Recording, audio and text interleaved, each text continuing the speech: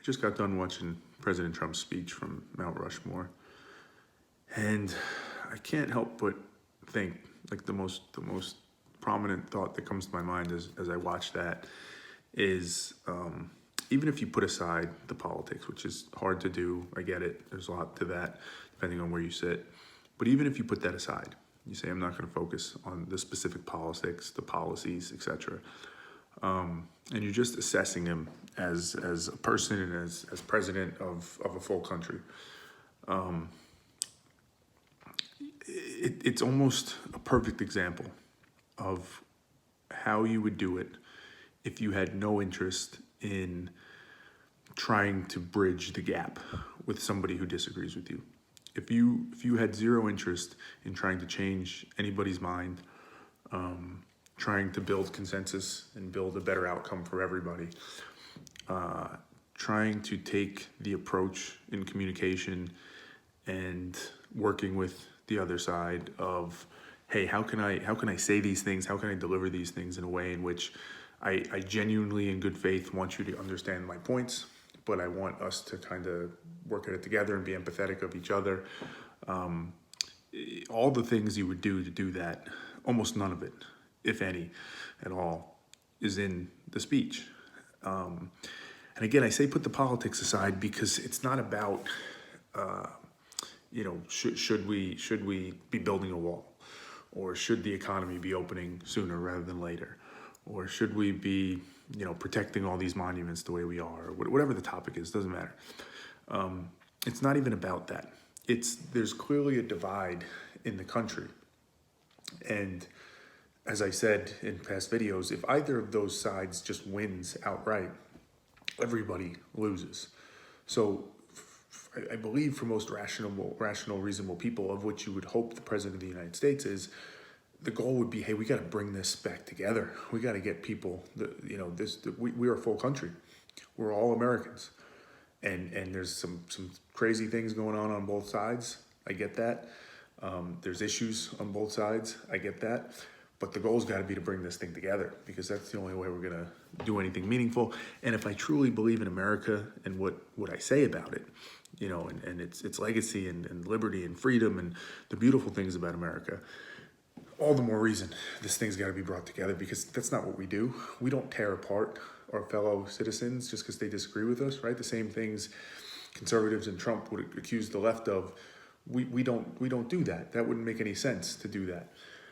But then you watch the speech, and that's what you see, right? And it's typical Trump. There's most of it is not totally irrational or fake or wrong or any of that stuff. He spent a good part of the speech talking about Jefferson, Lincoln, Washington, and Roosevelt on Mount Rushmore, and stating facts. But it's the way the facts are stated. It's what's omitted in the stories. It's those things that subtly do the work of saying, I'm not actually trying to work with you, other side. This is what it would look like if I wasn't trying to work with you. Now, maybe he is. Maybe he's just that bad. Maybe his team is that bad at understanding what it looks like, right? Even if you give the benefit of the doubt and say, he wants to partner with people. He wants everybody to come together. He's just that incompetent and doesn't know how to do it, right? That may be the case. This information is still relevant to that. If it's not the case, if it's what some suspect, that it's malicious, it's intentionally manipulating people, it's intentionally trying to be divisive, all the more reason in which, I feel like it's important that people at least question this.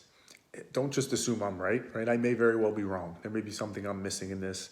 I may not be reading the situation right. Maybe I haven't done enough homework, but it's at least worth asking the question. It would be my point to anybody that's assessing, watch that speech by Trump and had a strong feeling about it, particularly if you felt very positive about it. It's at least worth asking the question. And again, the question isn't about, did he hit the points that you care about?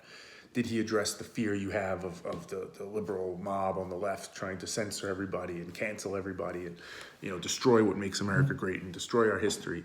Sure, right? It's reasonable. It's not everybody's going to agree, but it's not unreasonable or irrational to have that fear, given the current environment.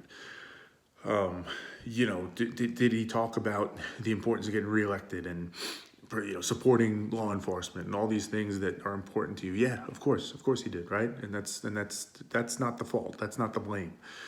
The blame comes from that inability or unwillingness, whatever it is, to reach out at all and try and work more effectively with the other side, to introduce any of the humility that we talk about when you're trying to deliver a message to the other side, right? And there's some skepticism of you, and there's some belief that you're not working in good faith, and that you're just trying to manipulate and separate and destroy, and you're actually trying to destroy the country. When you give a speech the way you gave it tonight and you don't give anything to the other side, right? You don't acknowledge almost any of their concerns, if any. Of Thomas Jefferson you speak about, you don't mention the fact that he owned slaves. Does that mean he should be canceled? No, not necessarily, right? That's a debate, but you could still acknowledge it because it's true. It's still something that could be called out. And you look at all these different things where the certainty in which Trump spoke about what the left was and how evil they were and how they were going to destroy the country. He had supreme certainty about that. And the fear that he injected into it and how dangerous it is for everybody. Those are all the things you would do if you weren't acting in good faith. You would play in certainty and fear. That would be your currency. Those would be your tools. So you have a responsibility. If you are actually acting in good faith, you need to go above and beyond and show somehow that, hey, I wouldn't do this if I was just trying to manipulate and divide. I wouldn't do this thing. I wouldn't give this olive branch during the speech.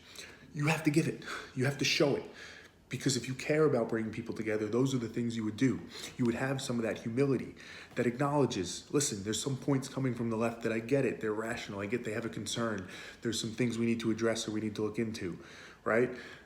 That would be that humility. That would be the thing that might open the door to us getting to a better resolution, not just divided and completely separating us more.